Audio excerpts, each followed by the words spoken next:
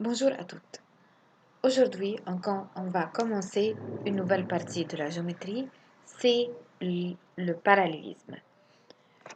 Comme vous voyez dans la figure ci-contre, ce sont des exemples très simples qui montrent comment on peut obtenir des droites parallèles. Voyons la définition.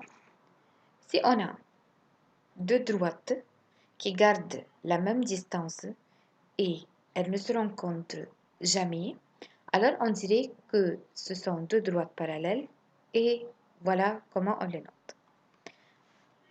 Mais attention, dans la deuxième figure, dès la première vue, il nous semble que ce sont deux droites parallèles. Mais en réalité, elles ne gardent pas le même écartement ni la même distance entre eux. Et si on va faire leur prolongement, elles se rencontrent dans un point. Alors on dirait que ce sont deux droites qui ne sont pas parallèles. On continue. Voyons quelques propriétés liées avec des droites parallèles. Tout d'abord, il faut distinguer entre les différentes sortes de droites. Deux droites sécantes, ce sont deux droites qui se coupent en un seul point. Deux droites perpendiculaires, ce sont deux droites qui forment un angle droit. Deux droites parallèles ne se rencontrent jamais. Voyons maintenant si on a deux droites parallèles et voyons la droite D3 qui est perpendiculaire à la droite D2, alors elle est forcément perpendiculaire à la droite D1. Voyons comment on la note. Si on a deux droites parallèles, D1 parallèle à D2, et si une troisième droite est perpendiculaire à D1, donc elle est toujours perpendiculaire à la deuxième droite. Une autre propriété, si on a deux droites perpendiculaires à une troisième, donc ces deux droites-là qui sont perpendiculaires, elles sont parallèles entre elles. Et finalement, une droite parallèle à deux droites qui sont déjà parallèles, alors elles sont parallèles entre elles. On continue. Si ces deux droites parallèles sont coupées par une droite sécante, elles forment différentes sortes d'angles. Voyons, le premier genre, c'est les angles alternes internes. Voyons l'exemple.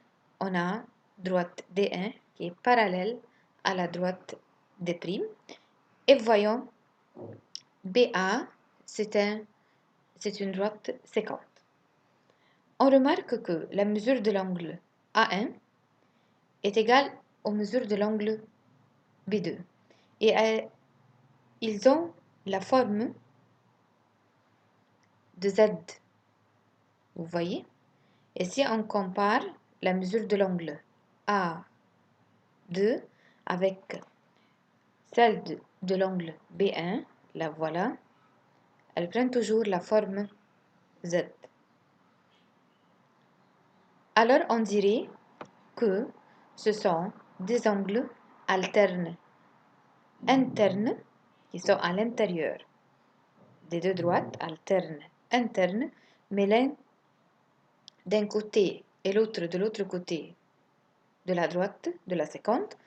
Alors on dirait que ce sont deux droites alternes internes de la même mesure. Mais c'est clair que ce sont deux droites qui n'ont pas le même sommet. On continue. Voyons un autre genre, ce sont des angles correspondants.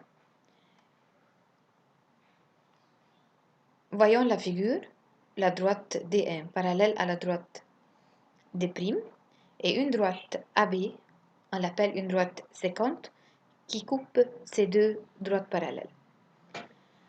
Voyons maintenant la mesure de l'angle B2 est égale à la mesure de l'angle A3 et elles prennent la forme de la lettre F, presque la forme de la lettre F, la voilà.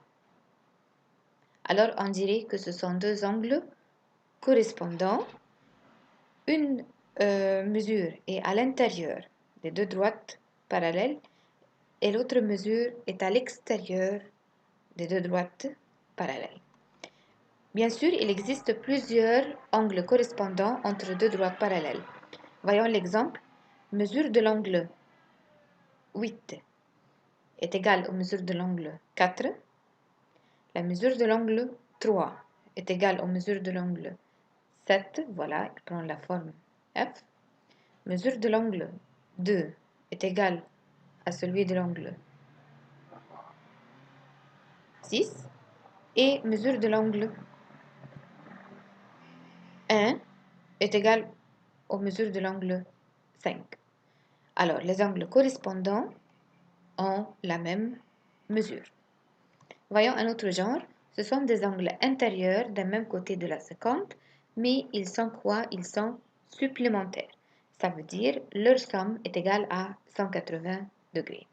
Si on va comparer, d'après la figure séquente, si on va faire la somme de l'angle de mesure 57 avec cet angle de mesure 123, on trouve que la somme est égale à 180 degrés.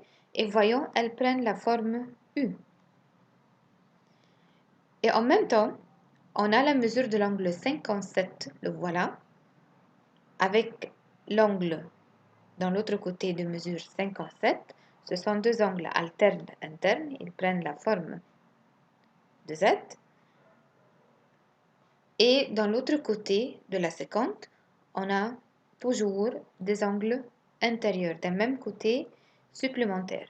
Les voilà, 123 plus 57, leur somme est égale à 180 degrés. Comment démontrer qu'on a deux droites parallèles? Toujours, si on a deux droites coupées par une séquence et ils occupent des angles qui occupent la place des angles alternes internes et sont de la même mesure, alors on dirait que ce sont deux droites parallèles.